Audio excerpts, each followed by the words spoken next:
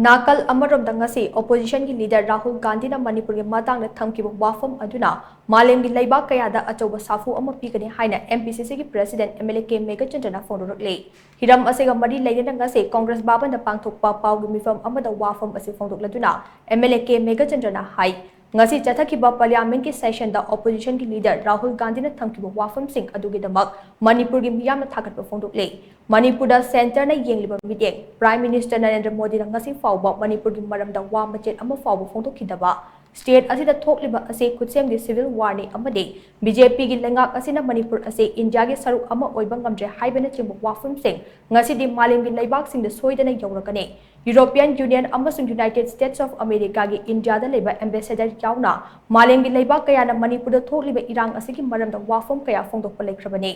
adubu ngasi parliament da Rahul Gandhi na thangkiba wafam sing aduna hena chawba safu amamuk piba ngamlagani haina thajai Mamangi tamdade BJP amasung masiga chatminariba members singi masing yamkhibak maramna opposition na pukhalakpa wafam tuhat piraka lakhe adubu handaki term asidadi opposition amagi chapchaba thodang lawba ngamle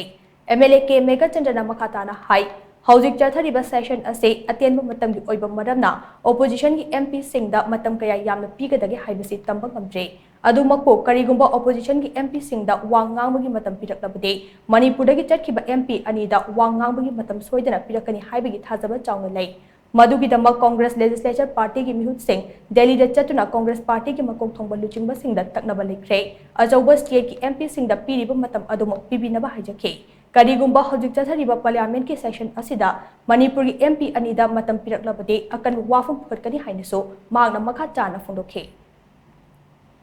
Any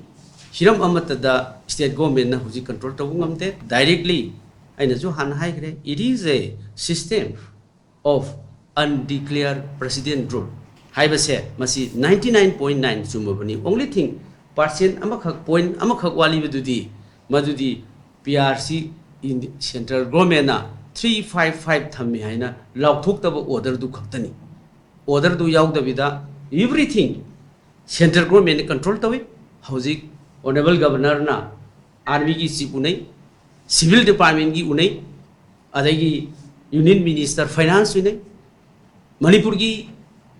miyam praja na kariba tax miyam na chalai ri state ki budget se masi governor na khud thingin thokte if we have our own popular government